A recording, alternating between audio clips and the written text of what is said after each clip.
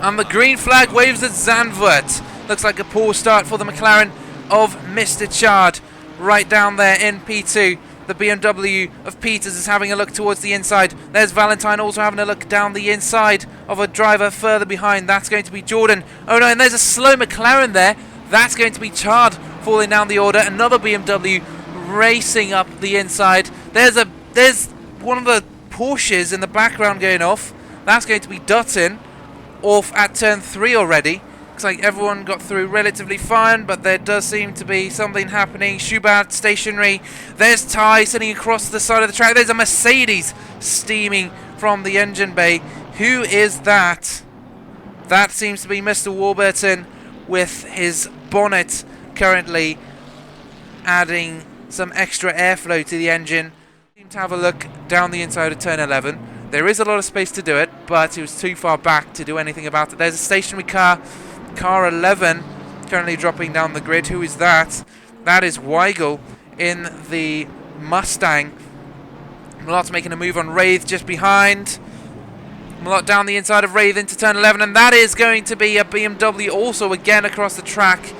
That is Brum spun out, as well as Riley dropping positions. So all sorts of things happening down at the bottom of the grid. Two BMWs, Riley around the outside into turn 12, and oh my goodness, there's contact between the two, and Brum has spun himself out by trying to take out Riley, and Pennell has just managed to keep it on track. Moving up the grid, he's overtaken Chard.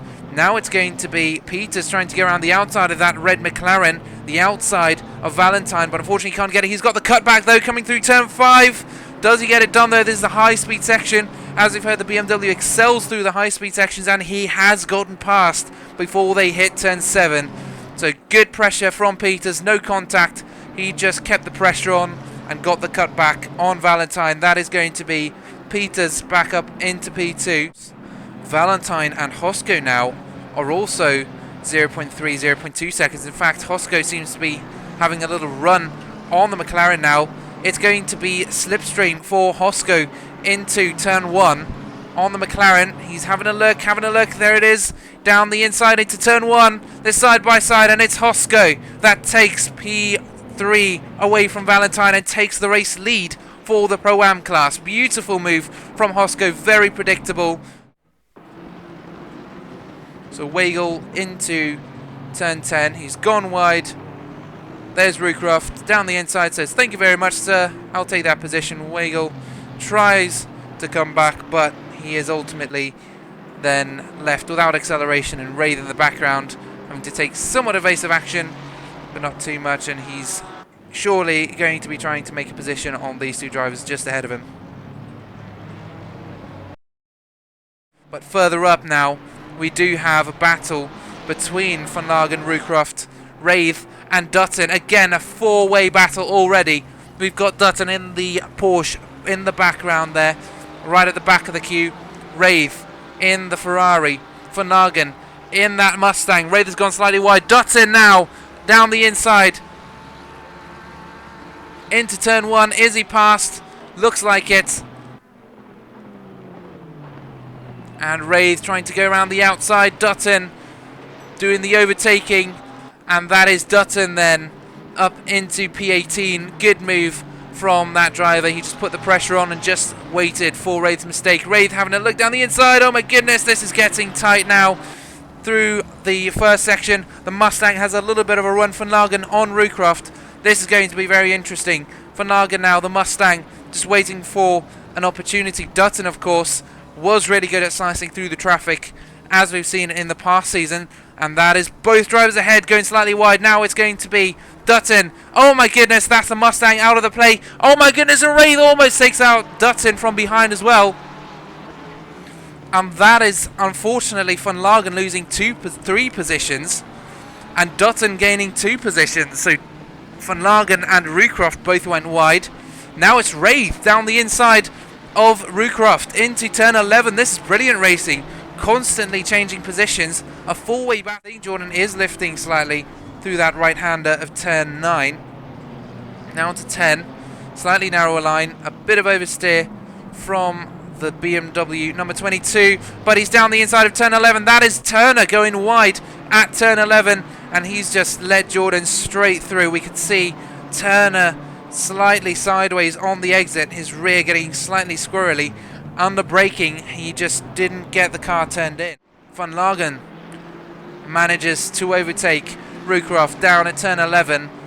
That move has been coming for a while. We saw them fighting a little bit in that four-way battle, and Rookcroft almost into the rear of Van Lagen, maybe slightly later braking, and that is Rookcroft then into the gravel at turn 13. So down into turn 1, Weigel there, oh my goodness, and that was Pfeiffer coming down into turn 1, can't get the car stopped in time, wipes out Mr. Weigel, who is down in P25 at the moment in that white and purple Mustang. So there's Jackson just ahead, Morris trying to move down the inside into turn 11, just a little bit of wheel banging, a little bit of door banging, and they do manage to remake their love, and they are fine now. Now Pfeiffer down in P22 is having a battle stop. Oh my goodness, that's Pennell facing the wrong way, taking out Van Lagen and Pfeiffer. There is Christoph in the background. Oh my goodness. So Pennell facing the wrong direction there. Lambo comes in, swerves Ferrari, then the Mustang. So that is 3 cars wiped out in a matter of seconds. Wow. Trying to make a move on Fox potentially now. 0.2 seconds between them. Dutton right up to the back of that BMW. There's a Ferrari just ahead. A back marker, and Christoph gets in the way. Dutton punting Christoph off the track at turn 10. So Wraith into the braking zone for turn 12. Oh my goodness, and just parks it on the apex. Slightly slow, and Wraith has nowhere to go except straight into the back of that Audi just ahead. However, as a pro driver, he should be making improvements fairly rapidly. Fox has hit the grass into turn 4. They're side by side, and that is Dutton with an easy overtake on Fox for P14 overall. But in the grand scheme of things, so here's the BMW. That's Peters. Oh my goodness, and Stoppel just doesn't see him at all on the exit. That is shocking. And it has been a while. 2 seasons later, Topinka is back once again, right back where he's used to operating, right on the top step of the podium. The checkered flag waves at Zandvoort for the first time tonight, and Topinka wins race 1 of round 1 of the season 4 championship. Then just behind, it's going to be Hosko taking the checkered flag for the Pro-Ams, and he has done it also. A first race win for the man in that BMW right alongside the red McLaren. And then finally, but definitely not least, is going to be Manchip, who last season lost out by a couple points. He finished P2 in the championship, but now he started off strong with a race win for race 1, round 1 of the season 4 championship. Manchip, our AM winner for round 1 of round 1. It is time once again to start another race back where we started initially.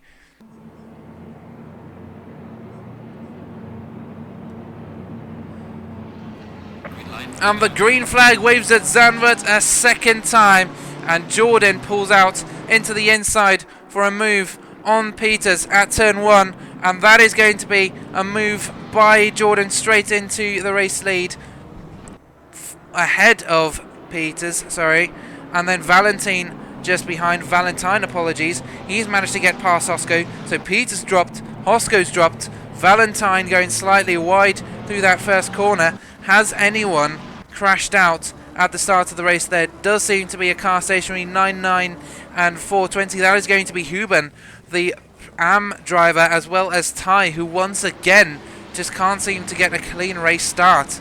So there has been some sort of altercation. However, there is still just half a second between Topinka and Jordan at the end almost of lap 1, which is very surprising considering how far ahead Topinka was at the end of lap 1 last race.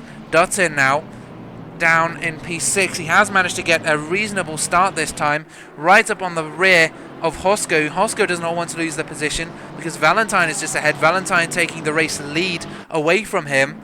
He's Dutton into turn 12. No move potential there, but he needs to watch out for Turner as well, who was also chasing down the podium finishers, or the podium racers. Further down, Morris is only 0.1 second off of Manchip. He wants to make a position fairly quickly. He'll have the slipstream. Manchip going slightly wide, same as Morris, but Morris less so, and he just gets the drive through turn 15, and that is Morris up into P9, but he still wants to make some positions on the drivers ahead. Further down the field, we've got a huge three-way fight. This is now between Rucroft, Lewin and Wraith. Lewin in the Mercedes, Rucroft in the Aston Martin, Wraith in the Ferrari, trying to get past Lewin. He's right up on his rear bumper, right there, just waiting for an opportunity. Look at how close that is, coming through the hill and now into the downhill braking section. Lewin still 0.3 seconds on Rucroft, and that is very close indeed. Rucroft now going on the defensive. Wraith down the inside, maybe. He had a look back out. There's Max across the track in the gravel, facing not the direction of the track. Lewin now the run on Rucroft, maybe round the outside into turn 12. Rucroft is going very defensive into that right-hander. Is he passed by the time they hit the braking zone? Yes, he is. That's Lewin, a move round the outside. Beautiful performance there. Now it's Pfeiffer as well ahead, slightly slow. Lewin also potentially having a look at that Ferrari ahead, right up on his rear bumper. And Rucroft now back into the fight. Wraith is going to be coming by at some point. There's Rucroft going slightly wide, and Wraith just going past around the outside on the exit of turn 15 onto the main straight. That means now Lewin is chasing Pfeiffer for the last podium position. There's Van Lagen just ahead of Pfeiffer as well. It's 0.3 seconds between Morris and Manchip, and we've just caught that in time. Morris making a move on Manchip. Now Manchip having to defend from Simmons as well. This is interclass racing. Morris, the pro, getting past Manchip, an AM driver. Now it's going to be Simmons in the Pro-Am class trying to make a move. There it is, a little look down into turn 12. Not there yet. And that is Manchip barely holding on to P9. Class-wise, doesn't really make a difference. But Simmons has got Fox right behind him, so he wants to put that AM driver between himself and Fox so that he has that extra bit of security. Back now down to Lewin, who has the slipstream on Van Lagen. There's Rucroft. Oh my goodness, and there's a Nissan going slightly wide. Van Lagen down the inside of the Nissan. That's going to be Conti losing ground. Now Conti also losing ground on Lewin. Lewin around the outside into turn 3. Down the inside into turn 3. Wraith just there, forcing his way down into the inside line for turn 4. And Lewin losing out 2 positions there. And Rucroft also trying to take advantage. So Lewin, in a sequence of corners, has lost 3 or more positions. Poor performance for the man in the Mercedes who was doing so well, but this is what you love to see. You just love to see tons of racing action. So that means Conti still maintains his position as P2 driver for the AM class, but Lewin has made it up into P3 for his class. So if he can chase down the drivers ahead, brilliant. But now we do need the top cam, Brum ahead, then Van Lagen, then Conti being overtaken by Wraith now. Wraith down the inside of turn 11. Now into turn 12, he's going to be around the outside for that right-hander, but under braking, he does lunge ahead. Conti's still there. Great racing from these two. Good awareness. Now Chard tries to sneak in, the pro. There in the background is going to be Rucroft also having a little look. So Conti then also going wide. There's Chard taking advantage. Conti maybe losing out to Lewin as well. He's lost a lot of speed.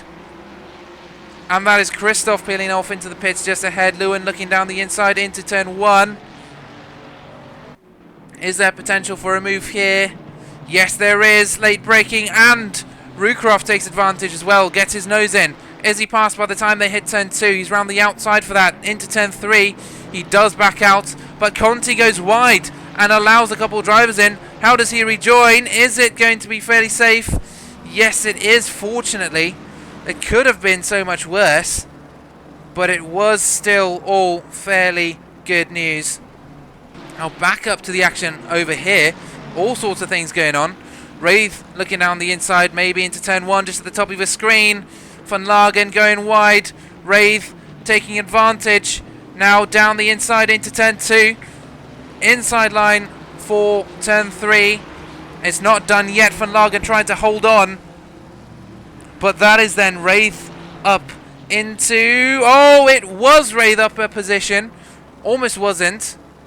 But yeah, Wraith then up into P14 overall. Lewin now under pressure from Chard just behind again. Am driver holding up a pro driver. Chard just doesn't seem able to make any progress through this bunch. Plenty of drivers in lower classes, but he is currently being frustrated by that Mercedes. Lewin also looking to make a move at some point. 0.3 seconds. There's Chard having a look down the inside into 10-10. He's gone very shallow. Pfeiffer also having a look. Potentially 3 wide as they come into the left-hander. Chard now around the outside. Oh my goodness, and he's tapped himself out. And that is Lewin also falling into the gravel. There's Malott in the background going off. And that is Lewin losing a couple positions. Conti just ahead, also fighting with someone for position. So this then is for P4 in the AM Class Championship. Rucroft now in P3. That was a fight that we saw between himself and Lewin just a bit earlier, and wow, that is really close from the Mercedes, who just about keeps it on track. Conti in the back also just keeping that pressure on, just waiting for an opportunity. Wow, a lot has happened in the last couple seconds. Malott losing out. Now it's Pennell trying to make a move on Malott next. Down the inside on the exit of turn 11. But now he is going to be on the outside, but he has lost it as well. Oh my goodness, and that is very close racing between Jackson and Malott down in P23. And that is Weigel going slow as well. So Weigel now losing loads of positions. He's dropping so fast I can't even see it. So yeah, Weigel then dropping 3 or 4 positions within the class as well. Now Pennell maybe having a little look, a little dart to the inside into turn 1. No, Weigel defending his position. Pennell going round the outside of turn 1. If he can get this done, that's a brilliant move. Yes, he can, but Weigel wipes out. That's the only reason he got that move done. But he did have some really good grip around the outside. Brilliant overtake for Pennell, the driver who earlier in the first race wiped out and was stuck in the pits for a really long time. Now he's looking for a gap on Malott coming through the uphill section. But of course that BMW lacks slightly in the... No, sorry, it excels in the straight line speed section, but he doesn't quite have the right exit. Oh my goodness, and he's onto the gravel. Can he keep it out the wall? No, he can't. And he just keeps it out of Mack. But that is again Pennell losing out to a rookie error. Driver mistake. And that is Pennell now down a couple positions. So he's lost out huge. Because let's have a look at this. Coming into turn 9. Schubert in the Ferrari. Oh my goodness, goes slightly wide. And there's Chard down the inside into turn 10. Brilliantly opportunistic move from Chard down the inside. Didn't seem to be much wrong with Schubert's line. It was just Chard coming in really quick, and that's the BMW of Broom going slightly sideways on the exit. He's lost it. Now it's Chard a line around the outside into turn 12. Can he get this move done? Under braking. They're side by side still. Broom holding that inside line. Chard giving him enough space. Brilliant racing between these guys for ultimately P14 overall. Chard, oh my goodness, he is pushing, And now Schubert is caught up right up to the back of that McLaren on the exit. How do these drivers fare? Schubert with a slightly inferior exit, drops a little bit. And it's still Broom, then Chard, then Schubert.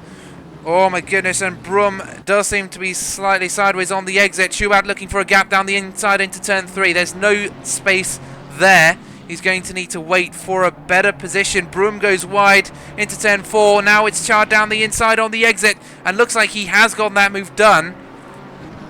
How does Brum respond though? Can he make a move down into the downhill braking section of turn 8? I'm not sure. I don't think so. And that then is Chard up 2 positions. Brilliant progress from the man in that black McLaren, who you might think has forgotten to upload his livery, but he is actually just the silent killer. The black liveried McLaren strikes once again. That is Brum now down to P15 and Chard up to P14. Now Schubert looks to make a similar move. He is flashing his headlights. He wants to get past. How close is Schubert to the rear of that BMW? The BMW goes wide. He's been put under pressure. Great reaction speed from Schubert, but they do make contact on the exit of turn 13. Schubert just wanted to make progress in the end. Now Jackson is caught up to the back of that little trio fighting for P15. So Brum then in the middle in the BMW. Schubert just ahead, and he's onto the grass, same as Jackson. Both drivers absolutely sending it through the exit of turn 15. Does Brum have a look down the inside? Yes, he does, or he's just trying to defend from Jackson. That was a move under braking though, and he has spun as well. That is Brum into the wall at turn 1 and straight into the traffic. Oh my goodness! 5-car pilot. Oh my goodness! I cannot believe what has just happened. Mayhem down at turn 2 and 3 at Zandvoort. There are cars not hauling their brakes. It is going crazy down there.